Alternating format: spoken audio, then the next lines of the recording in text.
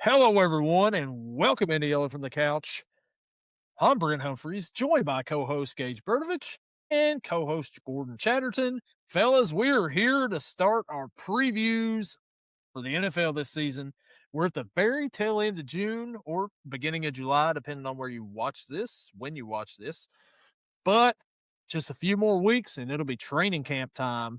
But we're all excited. We're ready to go here. We're going to talk about the West. We're going to pick who we think's going to win the West. We're going to give you an MVP, Rookie of the Year, Defensive Player of the Year, talk about all the moves there. And Gage, I went back and listened to the podcast from last year. And what is the one thing that came out of this West last year? The Super Bowl champs, the Seahawks. Their over-under was 8.5. Me and you both went under. Boy, that was dumb. And also, we were pretty big on the Cardinals getting about 7 wins last year. Man, that was pretty dumb. How we doing, guys? Welcome back. And you know what? I'm not going to spoil anything, but we may still be riding high on the Cardinals this year. Don't really know. But outside of that, I'm just looking forward to some football, man. The UFL's done. The NFL's right around the corner. Training camp, like you said, just a couple weeks away already. It's insane. And the sports world in general, not just football, but basketball, hockey, even baseball right now. There's a lot of stuff going on in the middle of the summertime. It's very abnormal, it feels like. Got the World Cup if you're into that kind of thing as well. Gordo, Uh, Gordo, you weren't here last year for us when we did our previews, so this will be the first time where you're in with us on the previews. Oh man, are you excited about football season? Getting the top football here. Yeah. I'm giddy as shit, I'm telling you. The anticipation is driving me insane. I'm on my phone every day and computer everywhere looking and seeing if there's anything else being done, training camp shit. And I heard some shit, but the shit I heard is not about the conference or division we're talking about, so I'll have to wait. And it's not my division either. I have to get into a little bit of that because some of the shit I heard about that division I've been hearing for the past few years, 6, 7, something like that, 5, whatever. So, but anyways, won't talk about that now. We'll have to wait until we get to that division. Teasing And us. and then I will bring it up and I will probably talk about it for 20 minutes. But anywho, I'm excited as hell. I'm telling you, it's like, woo, all the time. Well, there is a little news outside of this division, which we talked about it last week, and that is Lions have released Arnold. After we talked about it just last week, it was like the next day or day after where that was brought up that he's gone. So always, they always break the news right after we record. So I can't wait to see what happens, the next couple of days after we record this. But are you guys surprised that Arnold got released by the Lions? I'm surprised he wasn't released before we talked about him. But Yeah, no, right. not really. I mean, I was expecting him to be released because some of that was pretty bad. Yeah. He had like what a $1 million bail or bond set, and I guess like the driving point for that was a recommendation letter by Nick Saban since he coached him at Bama. I guess the judge was like, "Oh yeah, I wasn't gonna give you bail, but Coach Saban here put a character letter in after coaching you for 6 years, so let's set it at $1 million because you definitely haven't made that in the NFL." Yeah, it's gonna be hard for anybody to pick that guy back up, but hey, the Ravens probably will. So, guys, it's the West. Is there anything else though before we get started here? Did anything else happen over the weekend? Any other sports that we want to touch on real quick before we get into our preview here? Bunch of basketball trades, but I'm not really a basketball guy. LeBron says he's going to leave the Lakers, so there's that. Yeah, I'd go As try to far be as good as Kobe. as far as basketball, that's about the only thing that's kind of interested me, even in the slightest little bit. So Where's he going to go? Back to Cleveland? The I wish Hornets. he would. I wish he would go back to Cleveland and Where I does he think they, take? I think they could run. I think they could probably get all the way. They could probably make it to the finals. LeBron at this stage in his career is not the number one superstar. He would be a kind of a role player on the team, but he'd be a really good role player. He'd be I your mean, second or third option. If he went to Yeah. Cleveland, he'd be one of the best ball handlers on the team. That's fair. But is Um, that something you want right now, though, with a From 42-year-old what I've LeBron? noticed, that's kind of what they need. They need someone that can facilitate, control the floor, and that's kind of what he can do. He'd probably be pretty good at it. I mean, They got a shooter, Donovan Mitchell. I know you don't like what college he's from, but yeah, we won't even talk about that. I mean, we can talk about it right here, you know. Loserville, yeah, okay. Yeah. But now he's with the Cavaliers, so he has no affiliation with Loserville anymore. No. Well, Just Yeah, as an so- alumni. Although I do claim, you know, all the Kentucky players in the NBA, but hey, whatever. But yeah, there's that. The Reds took 2 out of 3 from the Pirates. Wait a minute.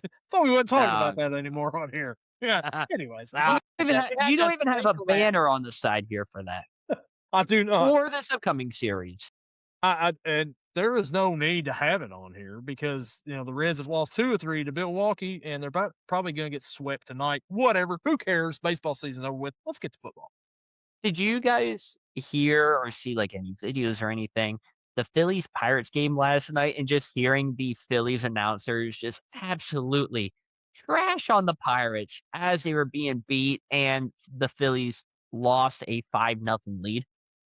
No. How does that make you feel? Feel pretty good there that you come back and Well, not only that, but one example, Andy Rodriguez, catcher, basically the number 1 option right now for Pittsburgh. Henry Davis is behind him. Not a real power guy. I will say that. The announcers, I forget who it was. I think it was Kruk and someone else was like, oh yeah, this guy is not a real power hitter. You don't expect him to do much. Very next pitch, 3-run bomb out to deep right center field. And they are celebrating whatever, and the announcer's like, you would think he's hit 400 home runs in his career. It's only his 4th one. Shut up, you salty mofo. Like, all right, get over it. All the Pirates need to do when they come out is turn around, look up at the stands where the announcer sit, and just give them a suck it. After they took over, and did they win the game? Because I don't Yeah. follow them. Yep. Well, especially after they won a game, turn around and says, we don't suck, you suck. go ahead, Gage. No, I was gonna say it's just I understand like the biasing and stuff, but when you're up 5-0 and you end up losing 11-7, maybe you should like not trash the opposing team, maybe trash your team a little bit. Yeah, I probably kind of get after your team a little bit. Although I did like John Kruk back in the day, like when he was on ESPN as the baseball tonight guy, you know, Yeah. kind of funny. But hey, whatever. Now I'm going to give you 2 words, 5 syllables, Gage. Give me your thoughts. Hey, Eugenio Suarez. All right. That's all I've got. Isn't he day to day now? Hey, aren't we all?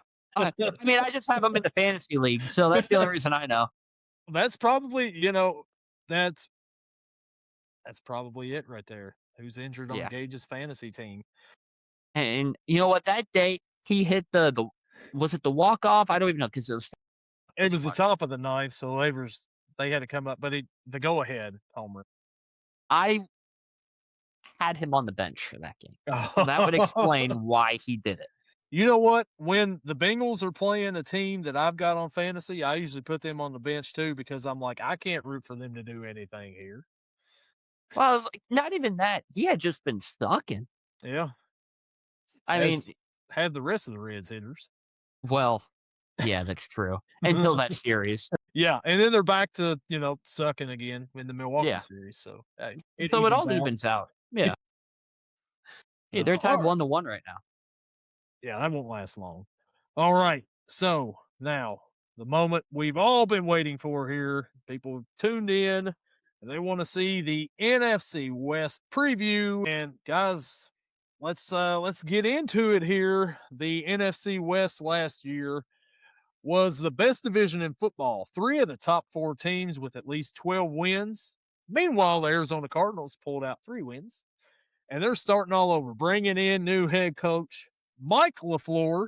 What do you think, Gordon? The Seahawks hope to repeat, but the Rams have made some huge moves. And if the Niners can stay healthy this season, it could be another great season out west. But, you know, We'll talk about the teams individually here in just a second, but what are your all's opening thoughts here on this NFC West, how they fared last year, and all that stuff? Exactly the opposite of what we thought, obviously. Who would have thought Sam Darnold would have actually done good outside of the Minnesota system? Who would have thought that Kyler Murray just absolutely sucks? And that team looked a lot better with Jacoby Brissett, even if they were still losing. Yeah. The other two teams, I mean, always competitive. You got the MVP on one. They just traded for the defensive player of the year, Miles Garrett. They're looking to get better. And the Seahawks are just looking to repeat. They're just looking to go back to it. And the 49ers just trying to stay healthy. Yeah. Gordo. I'm going to keep it short because a lot of this has to do with my take on the divisions once we get into each individual team. All right. But I thought it was a shock because, I mean, me and you talked about not only the few times on here, but when he was on the, I didn't expect Darnold to do much of shit. No. Even when he was pressured, yeah, there's a couple times he didn't play well, but most time he did. Yeah. And I bet you even the Jets and the Vikings are saying, our Jets were looking when, where in the fuck was that guy? Because, I Yeah. mean, he acted like he was impervious to the ghost thing. So, Yeah. kind of shocked the piss out of me. Totally different player than he was when he was seeing Oh, ghosts. damn right. I mean, he was good with Minnesota, but, you know, they had Justin Jefferson. If you get it anywhere near him, he's going to catch it. So his completion percentage, I kind of thought it was kind of blown up a little bit because of the receiving core. Because Jordan Addison's a pretty good receiver too. Let's not get into that. That's a different division. But anyways, Yeah. but of course, now my initial thought on the Cardinals last year, they actually did worse than what I thought they was going to do. I thought they might get to 5 wins. They didn't even touch that. They didn't even come close. I actually thought the 49ers was going to win the division last year. I mean, initially. Yeah. They played well, and they played good enough to do it. They just couldn't get past Seahawks. Yeah. Who'd have thunk it? But, of course, 49ers didn't have a single receiver healthy completely except for Ricky Pearsall. So if you double covering, who's he going to throw to? He can throw it to the tight end, which is a hell of a tight end. He also got hurt too. Yeah, he got hurt too. So, I mean, he didn't have a whole lot of options to throw to. He was Christian McCaffrey or nothing. And they brought in Kendrick Bourne in the middle of the season, who had a few decent games. You know, Kendrick Bourne from New England, who did nothing in New England. You know, that's what they were resorting to. Yeah, Kendrick, the Bourne prophecy. Yeah. Well, yeah. So let's go ahead now. Let's start with the top team. Let's start off with the defending Super Bowl champions, Seattle Seahawks. They are the reigning, defending Super Bowl champion. As we mentioned this time last year, nobody thought they were going to win the Super Bowl or even get to the Super Bowl. In fact, we picked them to get under 8.5 wins last year. And, you know, they ended up with 14, I think it was. Yeah. We swung and missed on that. Sam Darnold is back after a surprise run to the Super Bowl. Now they're without Super Bowl MVP Kenneth Walker III.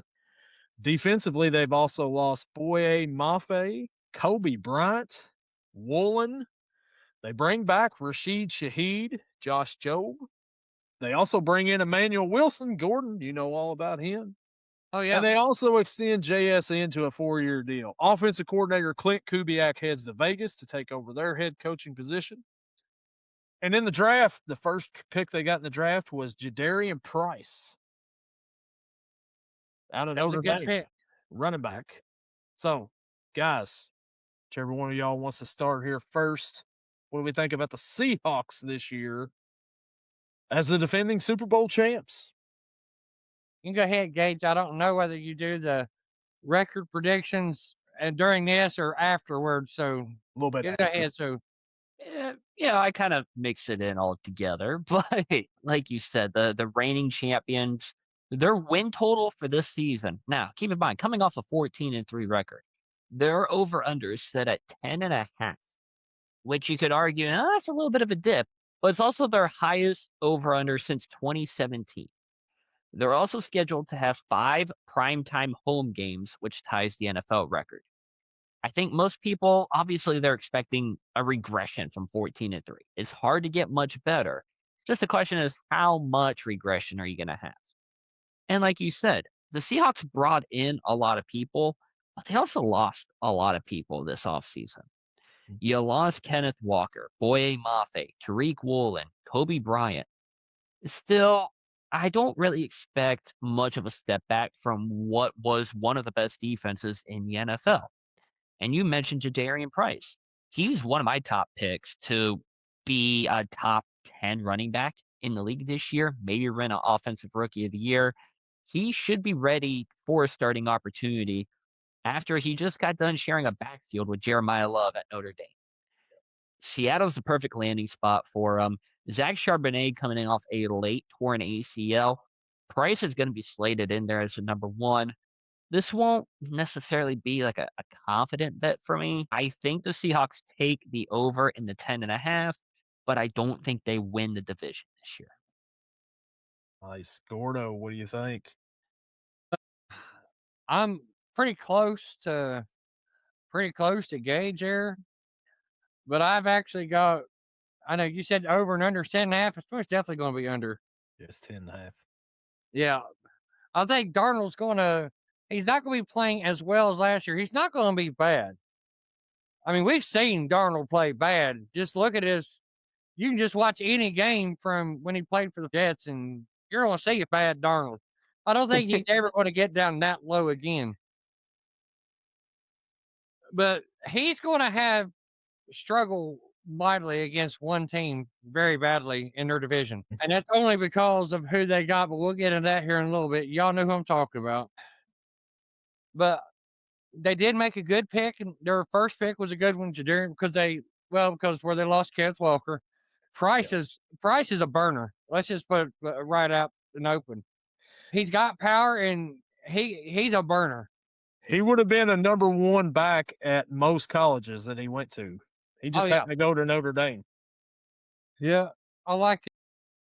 Actually, their 6th-round pick wasn't great, but it is a wide receiver from Kansas. So he's used to being able to have to catch the ball quick because, let's face it, he played for Kansas. I mean, they didn't have much of a line. So if you was going to get the ball thrown to you, it's going to be pretty quick off the line. You was going to get the ball thrown in your direction. Jason Bean also went to Kansas, Gage, so there's that. Yeah. Both of our guys. And I like their second round pick, the 64th overall, Bud Clark, safety. The safety from TCU. TCU's known for defense. Well, at least they was. I'm not sure now, but at least they was. They never had a horrible defense. They've had some horrible defensive games, but overall, well, in college, not too many teams have good games against Georgia. No, but that was on the big stage, though. That was the only problem there. But come on, it's kind of like playing Alabama during Nick Saban years. You was going to get your ass whooped pretty much. And unless you pulled out some form of miracle, you was going to get your ass kicked 9 times out of 10. It's kind of how Georgia is now. It's either you beat them close or they stomp a mud hole in your ass. They Stone Cold Steve Austin your ass in the corner. They just stomp a mud hole. Boom, boom, whatever. Anyway. What? Yeah, I think they're going to struggle against the team we're going to talk about here in a little bit. But yeah, I got them going 10-7. Just barely under on the win total. You mentioned the picks that they had. The other picks that they had, Julian Neal, a defensive back from Arkansas. Bo Stevens, offensive guard from Iowa. Iowa likes to run the ball, so I'd say that's a pretty decent pick there. Andre Fuller from Toledo. Then they got, I don't know who. Devin Eastern from Minnesota, defensive tackle, and Michael Dansby, cornerback from Arizona. 10-5 is their over, or 10.5 is their over under on their win total. Let me see if I can do something here real quick. This may not turn out good. We'll see. But let's look at the schedule here real quick and see, all the games here. Tell me if you guys can see this or not. Not yet. Yes. There it is. Okay. All right. So, week 1, they start with the Patriots in a Super Bowl rematch. It is at Seattle. I like the Seahawks here at home to get the win on a Wednesday night. That's so weird. Wednesday night. Yeah, it is. That's a win. The Cardinals a win. I like the Commanders a win. The Chargers, it's in Seattle. I like that a win. I got them 4-0 right here. Niners, I got a loss there. I think they take a L to the Niners. Yeah, that's an L. Believe it or not, that's an L too. That's in Denver. That's in Denver. Yeah. It's an L. Kansas City at That's home. an L. That's an L. It I think doesn't matter. It's Patrick Mahomes. Does not matter. Yeah. If Mahomes is healthy. It's But also he's got a burner on the outside that you can't cover one-on-one. he also has Kenneth Walker III returning to Seattle in this game. Oh yeah. So but I got Kansas City winning that one. The Bears. That's a win. I think that's a win there. I think the Cardinals also a win. Yep. Raiders at Las Vegas. You've got your old offensive coordinator. That's going to be the biggest struggle for him because that's their old. He knows their offense. He knows how this Sam Darnold thinks, and he knows how to make it rough. I just don't think Vegas has the team to really do it. I don't think they do yet. I've got Seattle there. They're a bye week 11. Then they go to San Francisco. That's a loss. Though about the Cowboys, the week 13 at Seattle. That's a win. I think Seattle gets that one. Giants at Seattle. I think that they win that one. Yep. Philly in Philly. I think it's a loss. I got Philly in that one. Rams at home. I got the Rams. Give me the Seahawks. I think they split. Panthers at Carolina. That's a tougher game than what you would think. Traveling cross country here. I think they win. They're going to pull that one out late, but yeah, they will. But that's going to be a tough one. You're coming off of that Rams game right there. Is that a Friday? Yeah, they're playing Christmas Day, and then they come and play across country. That'll be tougher than what you think. And then the Rams will finish it off. I think that's a loss. But I've got them going 11-6.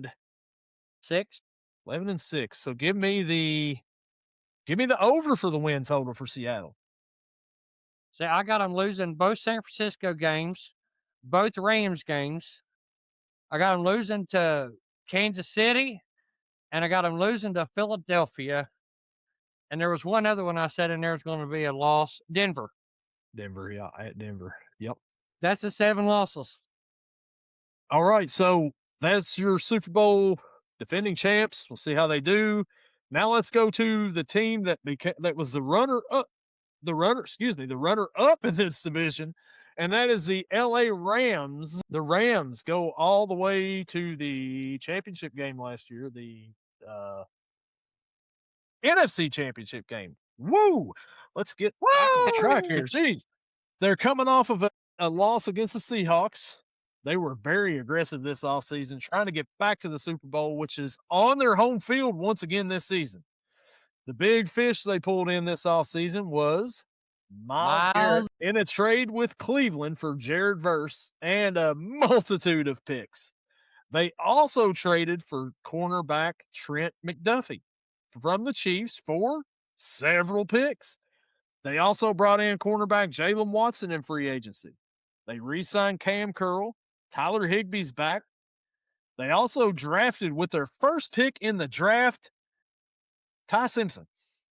Okay, a little head scratching there. And then they got tight end Max Clare out of Ohio State. Stand up, Gordon. There's your boy. Woo! Keegan Trost from Missouri, offensive tackle. CJ Daniels from Miami. Now, that is an underrated pick there. He was a really good slot receiver for Miami in his college days. And they get defensive tackle Tim Keenan. The Rams over-under is 11.5 wins. That's a lot. That's a lot right there, but we'll go over the schedule here in just a little bit. The Rams, they got Puka Nakua's back. Devontae Adams is back. They've got Kyron Williams back there and Blake Corum. Defensively, they've really bolstered up that defense compared to what they've had last year. They just look like a juggernaut on paper. Gage, what do you think here with the Rams? So, like you said, 11.5 is their win total. And honestly, I can't remember the last time I agreed with most of the sport books out there on like a preseason favorite to win the Super Bowl. Usually it's the team that just won the Super Bowl or lost the Super Bowl. But this year, in my opinion, the Rams are the clear cut favorite, and they didn't even make it last year. And it's not hard to figure out why. The Rams had the number one offense in the NFL with an MVP quarterback who had an elite supporting cast. And then the Kansas City Chiefs said, you know what, LA, let's help you out a little bit. Gave them Trent McDuffie and Jalen Watson. And they also got Myles Garrett, who just recorded an NFL record 23 sacks in a season. Imagine what he's going to do for a defense that will be playing with a lead for the majority of the season. The future Hall of Famer, he's going to tee off on quarterbacks late in game. And hypothetically, imagine if Aaron Donald were to come out of retirement, what that would do for him and the rest of the defense. The Rams, they're tied with the Ravens for the highest preseason win total. Sean McVay is 7-2 to the over on the preseason win total, and he has hit the over in 3 straight seasons. I have them going over, and I have them obviously winning the division and the Super Bowl, but they're going to finish the season at 12-5, I think. Gordo, what do you think here with the Rams? Okay, just to let everyone know at home, me and Gage did not talk at all before No. this. Oh. And that's what I said. I said, they're going to be stopping the run better than they did last year. They wasn't bad, but there were some games that the running game got away from them. Yeah. But they also added Myles Garrett, which really improved the pass rush because a lot of times that was their biggest issue. The only thing I say is I had them predicting going 12-5. I didn't even know what their over-under was. I had them picked at 12-5, winning division. Are we waiting to do the offensive and defensive players of the year and rookie of the year for that division yet? Or we're going to wait to do them? We're just going to do it at the end of the show, like after Gotcha. we wrap up all the individual teams. I'll wait. I mean, because they still got all their offensive weapons they had last year. I mean, well, all the good ones. Puka, Tyler Higbee. I mean, as long as you got Devontae, as long as you got Puka, Nakua, and Devontae, you can throw anybody else in the middle and it ain't going to matter because you can't focus on them. And me being a fan of Green Bay and watching Devontae Adams for years, and sorry, Brent, but you saw him in that one game. You watched that one game when he was playing the Bengals. He was still come down with the damn ball. Yeah. He's hard to cover. Now, he's not quite like that anymore, but he's still a presence. You still got to pay attention to him. Especially in the red zone. Especially in the red zone. He'll have 3 catches, 3 touchdowns for 3 yards. Yep. And Puka will have 4 catches or 8 catches for 167 yards and no touchdowns. Yeah. Hey, he don't care. He's got the catches, the yards, and as long as they win, I think that's all he gives a shit about. Well, that's all you should care about. But yeah, I said when he said that record 12-5, and I'm like, they're gonna think we talked about this beforehand. There was no pre-production meeting or anything. No, nope. But I have going 12-5 and winning the division. All right, so let's see if I can share this screen one more time. Well, actually 3 more times, but let's do it here. See if y'all see it here. Is it brought up yet? Probably not because it ain't on there yet. All right, accept the cookies or not? All right. There we are. All right, here it is. So week 1, San Francisco. They're playing in Australia this game, by the way. So give me I think the Rams win that one. That's 1. Giants, I think that's going to be one of Rams' losses because sloppy fields make pass rusher nightmare. So, yeah. Well, the Niners are due for some injuries, I'm sure. Yeah, they're coming. Yeah. If you're going that far across the country or across the world, I think that they're due for some injuries there. But week 2, the Giants, give me a win there. Denver at Denver. I think they win that one. Philly at Philly, this is where they lose. I think they lose a game there. Makes them 3-1. Buffalo, 4-1, 5-1, 6-1. Chargers upset 6-2, 7-2, 8-2. The Packers travel out that way. I think the Packers pull off a win 7-3. would have to Chiefs, agree with that. Chiefs, they also lose to the Chiefs 7-4. They beat the Niners. They beat the Cowboys. Got them at 9 right there. They lose to Seattle. That's 9-5. They beat the Bucks. They beat the Seahawks, and I missed a game somewhere, but I think that they also go 12-5. All right, so we're all in agreement on that, and without like a production meeting or something, this is rigged. Sure. No, mine basically solely went on their acquisitions in the offseason.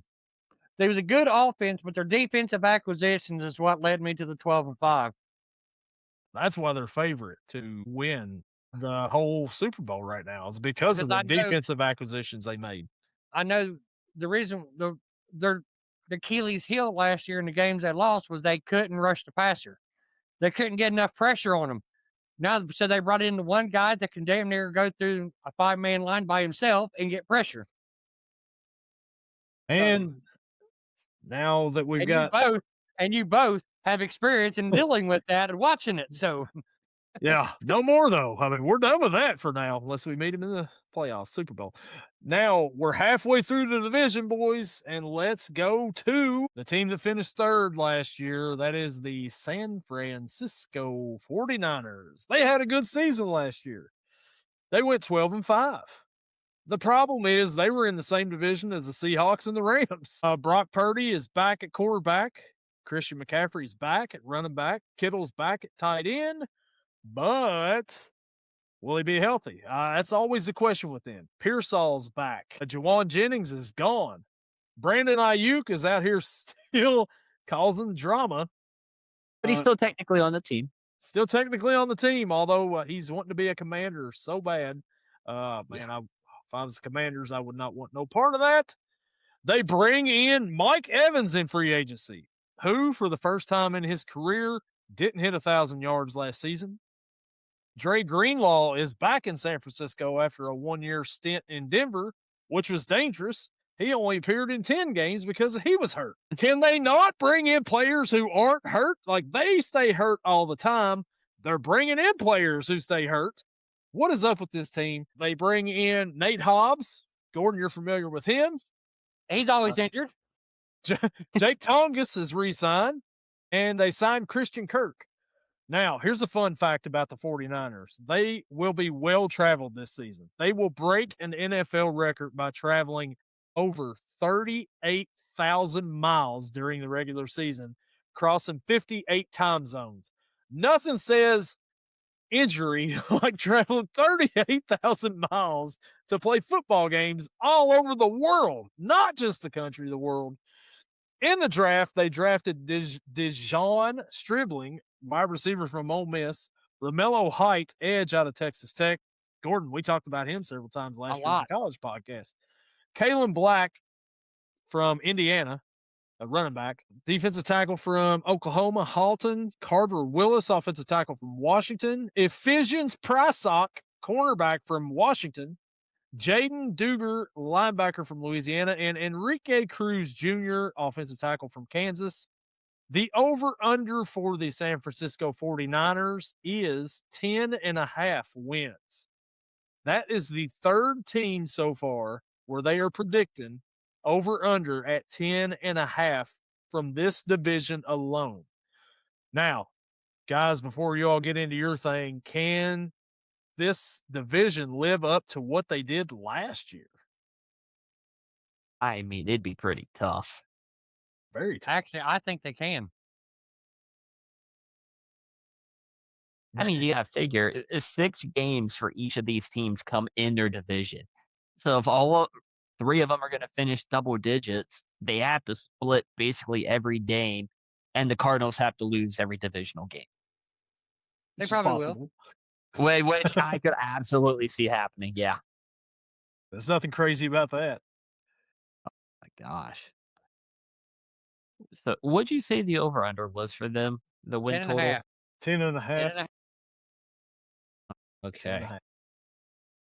So yeah, like you said, the Niners won double-digit games again, and it's they did it for 4 out of the last 5 seasons. we don't give this team enough credit for what they accomplished last year. San Francisco, they had a historically high $264 million free agent spending deficit from players lost to those acquired in the offseason, and all the injuries. They still went 12-5 and won a playoff game last year. Brock Purdy can take this team to the Super Bowl if they can avoid the injury bug, just like you were talking about. And the most fascinating position group, at least in my opinion, to break down is his weapons. George Kittle may not be ready for the season opener after tearing his Achilles on Wild Card weekend. And like you mentioned, they re-signed Jake Tongas. I didn't think he did that bad filling in for George Kittle. As you also mentioned, they added Mike Evans. He's about to turn 33, coming off an injury, but he could absolutely turn it around for 1-2 more final seasons and have another 1,000-yard season for the next couple. No one is debating his Hall of Fame credentials, but can he stay healthy? Also, can Ricky Pearsall stay healthy? Can Christian Kirk stay healthy? That guy hasn't played a full season in 4 years. And Purdy just better hope this group has enough depth because, like you said, Juwan Jennings, gone. Brandon Ayuk, basically gone. And they just have a lot of, it's kind of like a veteran's home a little bit. You know, they're experienced, but they're also very, very hurt a lot. And like you mentioned, 38,105 miles traveled because they have 2 international games in Australia and Mexico City. But I can't see this team finishing with single-digit wins. Just get that out of the way. 10.5. I like to see them. They're probably going to go the under there. I like a 10-7 finish for this team. Gordon, we think about the Niners. I like it. Even though they lost Juwan Jennings, I didn't think he was all that impressive anyways. And Brandon Ayuk was only impressive his, first 2 years, and after that, he kind of fell off because he can't stay healthy. Until he got the contract, he fell off. Yeah. Well, no, he started to slide a little bit when he got that new contract. He got hurt, and then he did the Wile E. Coyote and went. Anyways, but they do have some improved production on the offensive side. They got some receivers. They drafted a running back, which I like. Black from Indiana. I hate saying that because they was Indiana. But anyways, all that aside, they did pick up some very good pieces on defense. Yep. Romello Height. We talked about him a lot last year, and he ended up being a game changer for that defense. Of course, they had the middle linebacker that used to be the quarterback. He was awesome, but Romello Height just come off the edge, and they couldn't. Teams just had trouble blocking him. Mm-hmm. That's kind of what I like. Right? And I got them going 11-6, going over. They're going to come in second. They're not winning the division. I think that's the Rams, but got them going 11-6. All right. Week 1, they start out with the Rams. Got the Rams with the win. Then they have the Dolphins come in. I think they win that game there 1-1. They beat the Cardinals 2-1. Do the Cardinals pick up a division win this year, guys? I don't think so. I don't think so. No. Denver at home. I think that's a win. 3-1. Seattle. I got Seattle winning that one. Well, I said earlier I had Niners winning that one. That's going to be 4 of the losses for the Seahawks for me is both Ram games and both San Francisco 49ers games. Then the Commanders come in. I think that's a win too. So we're at 4-2. The Falcons 5-2. That's a win. Bye in week 8. That's good for them right in the middle. The Raiders at home. That's a win there. I've got what I got right now. 6-2, I think it is. Cowboys. It's a loss. 6-3. I got the Cowboys winning at home. 6-3. This game's in Mexico City against the Vikings. 7-3. Seattle. 7-4. Giants. 8-4. Rams. 8-5. Chargers. 9-5. Chiefs. 9-6. Eagles. 9-7. Cardinals. 10-7. Give me the under for the the Niners here. I think that they get to 10 wins, but they don't get over the 10.5. But we do have 3 teams double-digit wins this year. Gordon, I know you had the Seahawks going 9-8, but still pretty good. No, I had the Seahawks going 10-7. All right, maybe so. I can't remember, but yeah, I know we all had the Rams going 12-5. Every one of us had. And now, the moment we've all been waiting for in this podcast. Gage is over there, all Trey McBride readied up. Don't forget, Fred Warner does come back this year for the 49ers, so that's a big help for them too. Michael Williams, Trent Williams on that offensive line. I mean, they've got some pieces there. If they could stay healthy, but don't we talk about that every year on this podcast? If the Niners can stay healthy, that's always the thing we say with the Niners. That's a Mount Rushmore size word when it comes to the Niners. If they stay healthy. But a team that was very entertaining last year, if nothing else, especially offensively. And that was only because they were down 28-3 in the middle of the first quarter, and they had to sling the ball around. That is your Arizona Cardinals. The Arizona Cardinals are the last team that we're going to talk about here in this division. They are looking to improve on a dismal 2025 season. Gone is former first overall pick Kyler Murray. Jacoby Brissett took over the reins last year. Now he's looking for a raise. Arizona may be turning to the quarterback that they took in the draft for the future, Carson Beck. Or they also made a free agency signing with Gardner Minshew coming in from free agency. Yeah, so maybe he'll do something there. The LaFleur era begins in Arizona with some changes and some hope. Kyler Murray's gone. Jonah Williams is gone. Wide receiver Zay Jones is gone. Anybody else remember that Zay Jones was a Cardinal last year?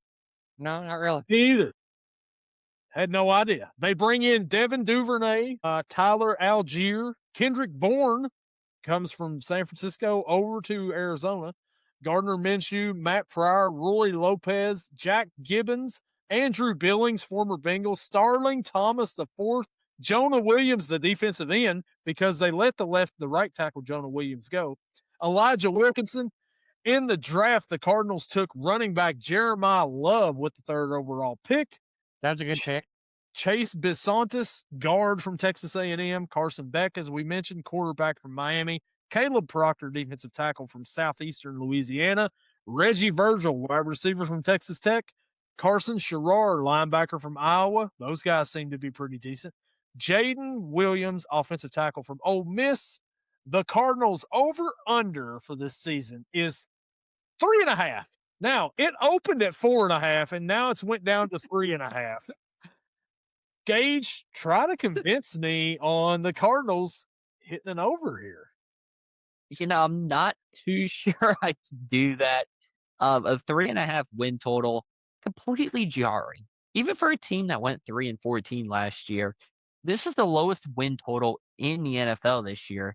And to make matters worse, they have what is tied for the 3rd toughest schedule in the NFL. The Cardinals are not set up for success right now. And there aren't too many reasons to be optimistic about them. Mike LaFleur was not the most exciting hire, and the new offensive coordinator is Nathaniel Hackett. Enough said. He spent last year as a defensive analyst with the Packers. So, how'd that really go? The Cardinals don't even know who their quarterback will be, like you mentioned. Jacoby holding out. Got Gardner, got Carson Beck.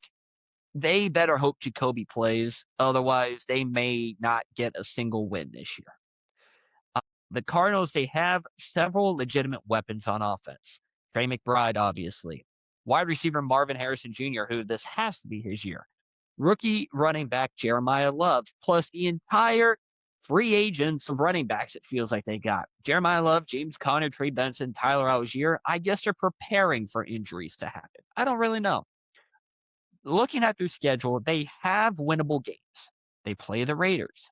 They play the Saints. They play the Jets. They play the Commanders. They play the Giants, who, is kind of up in the air.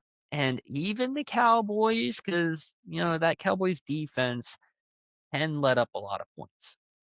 All 6 of those teams, though, are expected to be better than the Cards. So no offense to any Arizona fans watching this. No offense to any Cardinals, staff members watching this. But I probably would take the under here at plus money. Looking at right now, under 3.5 is plus 115. I would absolutely do it. I think they go 3-14 again this year, as long as Jacoby is the quarterback full time.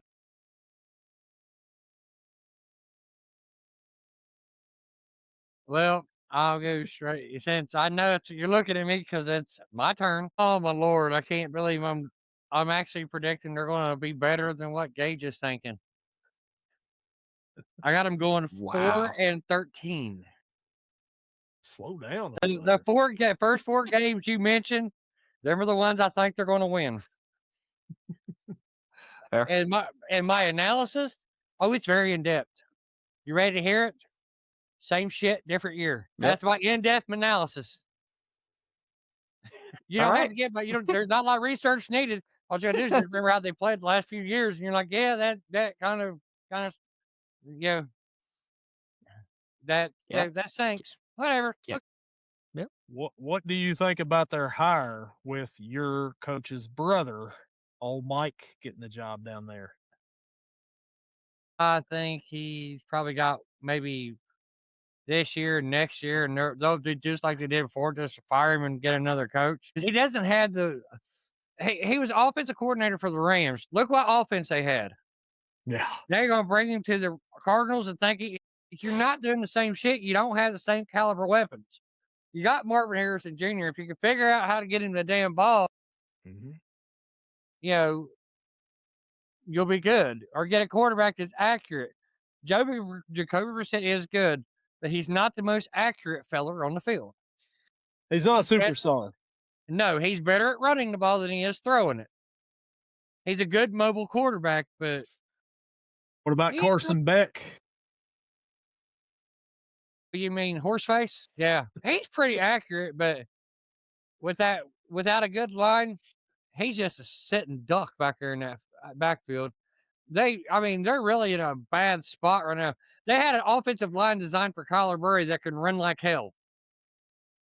Yeah. So you get a statue back there, and different story. He's gonna get gunshot real fast. Now, does Gardner Minshew get any playing time this year for Arizona? If Jacoby Brissett isn't in there, with what Gage was talking about, if he's not in there, I think within a very few games you're going to start saying, you're going to say Minshew a lot.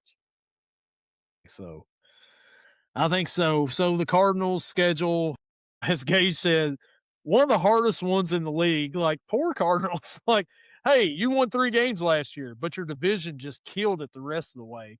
So you're going to have a rough schedule next year. So congratulations. They start out with LA, at LA, the Chargers. Give me the Chargers 0-1. Seahawks 0-2. Niners 0-3. Giants, this is where they could get a win, but it's at MetLife. I think 0-4. The Lions 0-5. Rams 0-6. Broncos 0-7. Cowboys 0-8. Seahawks 0-9. Rams 0-10. 0-11 with the Chiefs until the Commanders come into town and they get their first win. 1-11. The Eagles come into town the next week. 1-12, a bye. They beat the Jets 2-12. They fall to the Saints, making them 2-13. They beat the Raiders, making them 3-13, and they lose to the Niners. Give me the under with the Cardinals winning 3 games this year, starting it out 0-11. I got them beating the Saints. That's the difference. So that's the difference. But hey, Tyler Shuck looked a lot better than we anticipated last year for the Saints. Is the only reason why I'm going with that. It's a coin flip in that game. Both teams really not that great, but yeah, boy. But after starting 0-11, they go 3-3 in the last game. Joe, what? That's a win. That is what you call momentum for next season. So Thank you, Mike LaFleur. You have got momentum going into next season. So we have covered each team here. Now let's get into and how do we want to do this here? We go MVP first. We all just name our MVP and then go from there, I guess. Yeah, that'll work. All right. Gage, I'll let you go first. Who is your MVP of this division?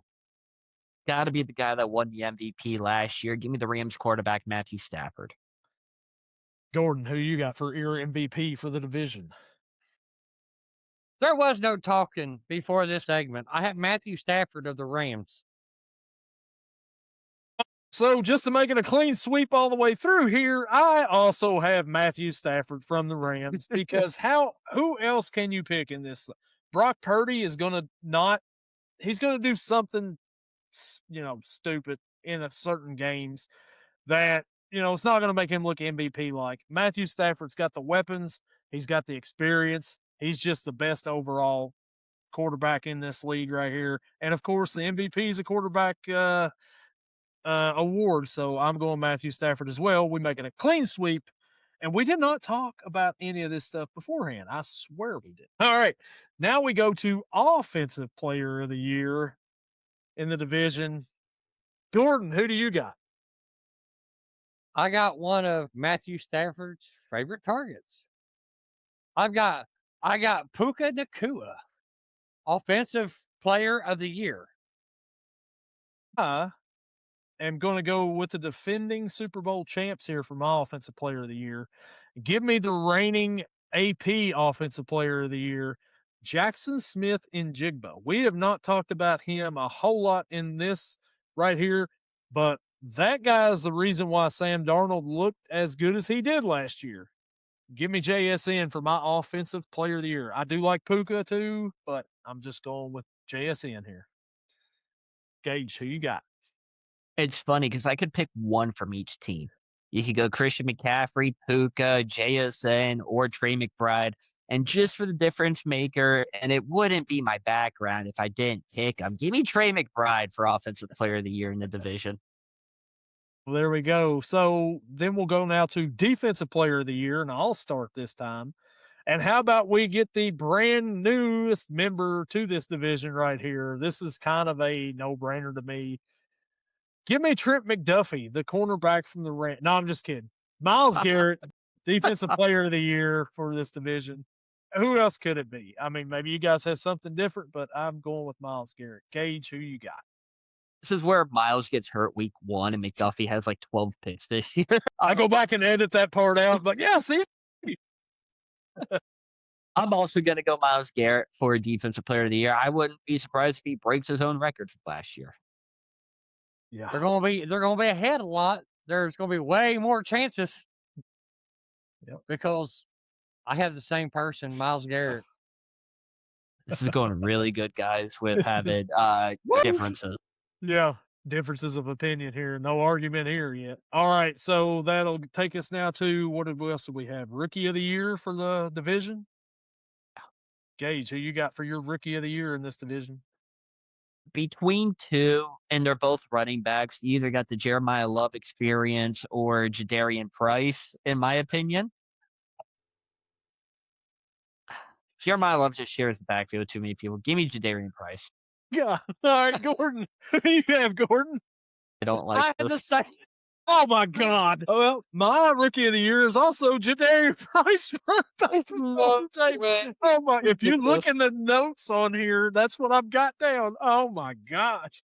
You see it? I feel like we did this last year, too, where I you feel and like I we had did, like yeah. the same picks. Yeah, it's similar, very similar, man. Well, that's great. Are there any other awards that I didn't put on? It was Defensive Rookie of the Year, wasn't it? Yeah, Defensive Rookie of the Year. Gordon, who's your Defensive Rookie of the Year?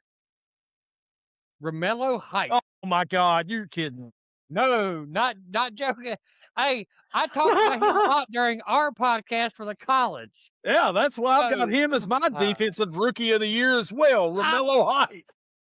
Let me tell you something. You guys will never guess who I have as my Defensive Rookie of the Year, and his name is Romello Wright. What a ending segment right there. I think the only thing that we didn't completely agree on was the offensive player of the year. Yeah, right. That was it. Every other one, we was like, yeah, that's who I got. And, That's why I got so damn funny. and the thing is, the offensive player of the year, all three of ours that we picked, great picks for offensive player of the year. Nobody picked anything silly there. And then the rest of our picks were all the same. This is Oh, the wow. NFC West preview everybody wants to see right here. They want to see, yeah, Matthew Stafford. Yeah, Myles Garrett. Yes, Jadarian Price. You know, that's what everybody That's what I'm talking about. Man. Coach of the year? Anybody got a coach of the year? Gordon, you like Mike LaFleur for the coach of the year? Coach of the year for what? The Fucking state of shit up. the Fucking state of shit up. Arizona.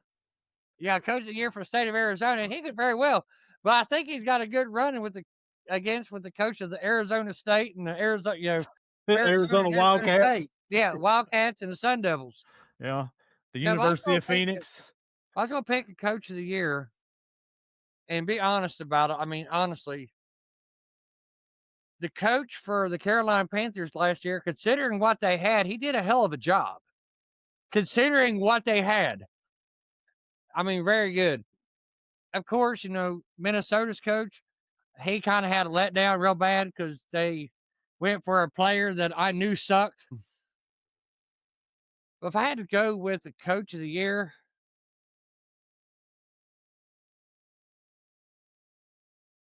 probably, I think Clint Kubiak is probably going to be the best coach. I mean, he's most improved. His team's going to have the biggest improvement over what they did last year, which I know that's not saying a whole lot. But he is a good offensive mind, and they do got a good running back, which they got a good foundation. They got a decent line. Yeah, their running back's good. Ashton Genty. So, give me Kubiak. What about their quarterback? Now, who gives a fuck about that? They got a good running back. He just got to be able to hit someone 3 yards away. I mean, if you can't hit someone 3 yards away, you're. Hey, don't forget, he's got Brock Bowers, too. Maybe Kubiak will figure out how to use Brock Bowers.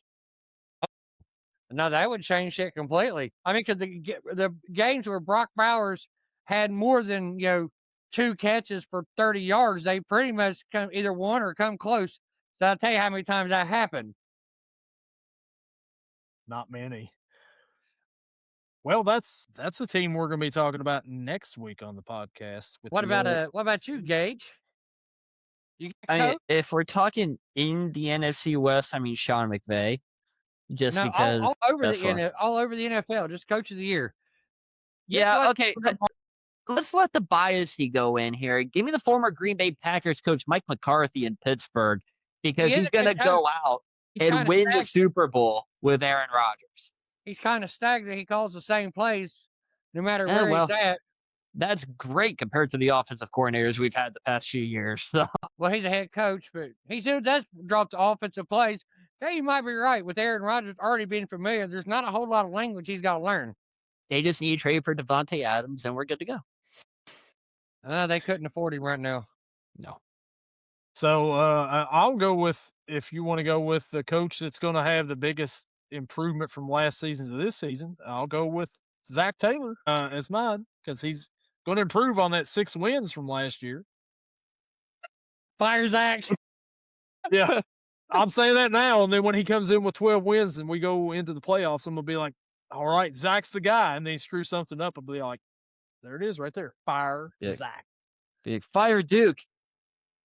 Yeah, it was Fire Duke. And then he made the sexy Dexy pick in a trade. Well, if Joe Burrow is healthy, at least plays 13 of the games, they'll have at least 11 wins. They'll make it to the playoffs. Joe Burrow is a perfect player for the San Francisco 49ers, with as much as he gets hurt, like those boys out there in San Francisco do. Unfortunately. All right, Gage. That's awesome. Do we have anything else we want to add here to the NFC West as maybe one of the better divisions in football this season coming up, I believe, as they were last year? It may not just be one of the best, but it may be the best division in football this year. definitely the most entertaining because of the Cardinals. Yes. And for nothing, and they make games entertaining because, like I said, they get down so much. And then Jacoby Brissett's out here setting NFL records Yeah. with pass attempts in games, and they still get And beat 35. Yeah. And they still get beat by 35. But it's like, 63 to, whatever, 28. Yeah. Still good. Gordon, you got anything else you want to add to the end of this here NFC West preview that we've covered? No.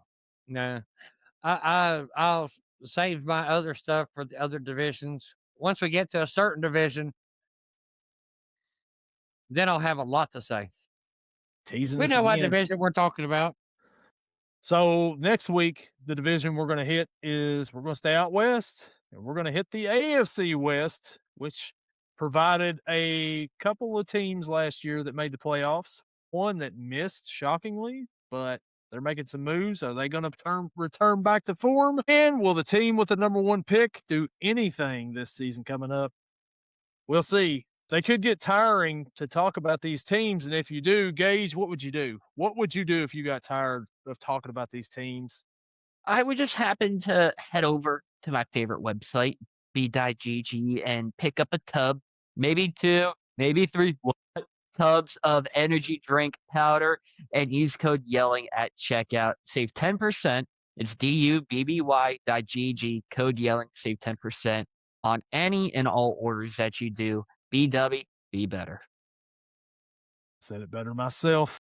And that'll do it here for us on this here podcast. And we will catch you all next week with the AFC West. Guys, we've got 1 division down. We got 7 to go. The more we do of these, the closer we are to football. I'm glad it's back. It's back. I can feel it. Let's do this thing. We'll see you guys next week. Later.